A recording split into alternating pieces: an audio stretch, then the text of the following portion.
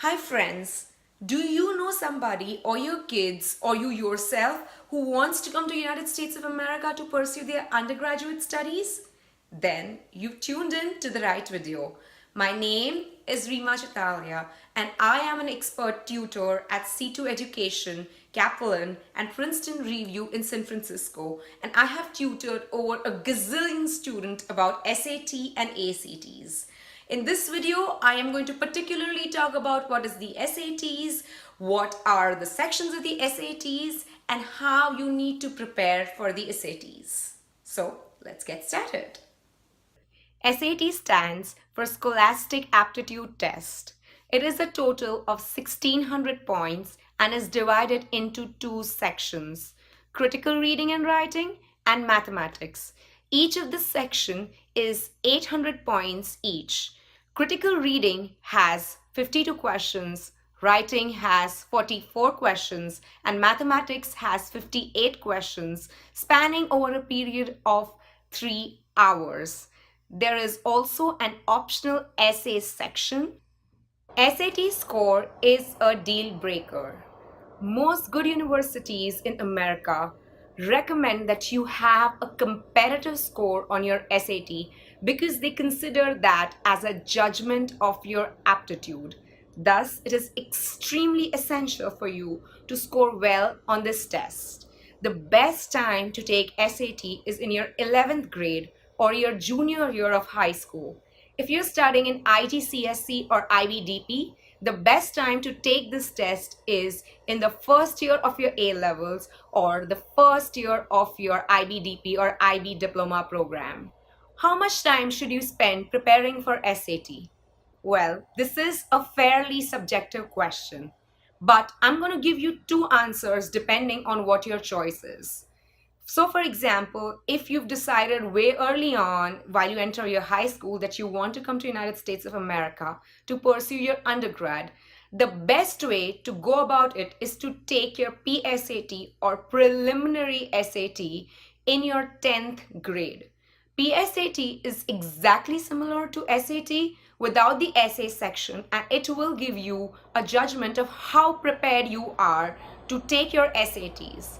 Depending on your score of PSAT, your target school, and what do you want to do in terms of your major, you need to prepare only for 2 to 3 hours weekly between your 10th and your 11th standard to take your SATs and score well.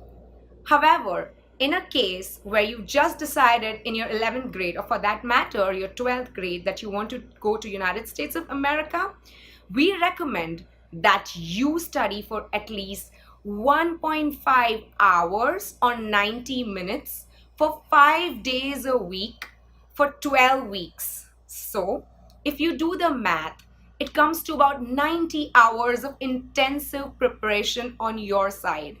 Please note that these 90 hours are just self-study and it does not include the time you spend in learning and understanding concepts, whether it is by yourself or whether it is while you go to some tutor to understand.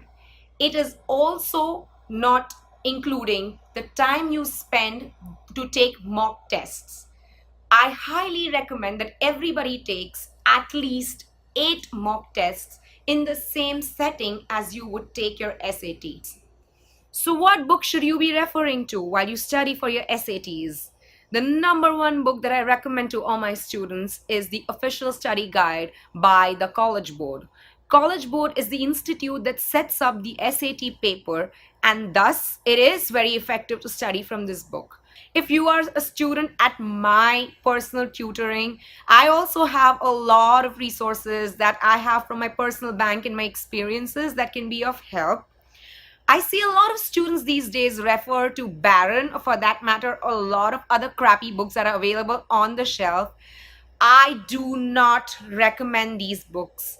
I insist that you do not study from these books because even though they give you an impression that they are of the level that College Board sets the SAT paper at, they are not, and they are only going to detract you from your path. So stick to your books from College Board, hire a good private tutor, or go to a good institute, solve problems that come from these institutes, and you should be good to go. As you think. When I talk to a lot of Indian students, one of the most important complaints that they have is that they have a difficulty with the reading section. Well, to make you understand, reading section is actually one of the most easiest sections that you can come across and you can solve it. There are certain number of techniques that need to be employed, and if you practice it in the right amount, you will definitely be able to nail the reading section. As for the algebra, there is a certain amount of practice needed, so that sometimes you really don't even need to scribble on the paper to find an answer. Even before doing it, you already know it.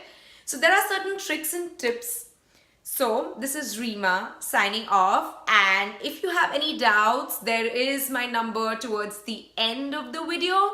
Please let me know. Please get in touch. WhatsApp me, Facebook me, Instagram me, Snapchat me, and I will definitely be able to assist you and your kids or anybody who knows or needs help in terms of SAT tutoring, and we can figure it out from there. So this is Reema signing off. Let me know if you need any more help. Thank you so much, guys.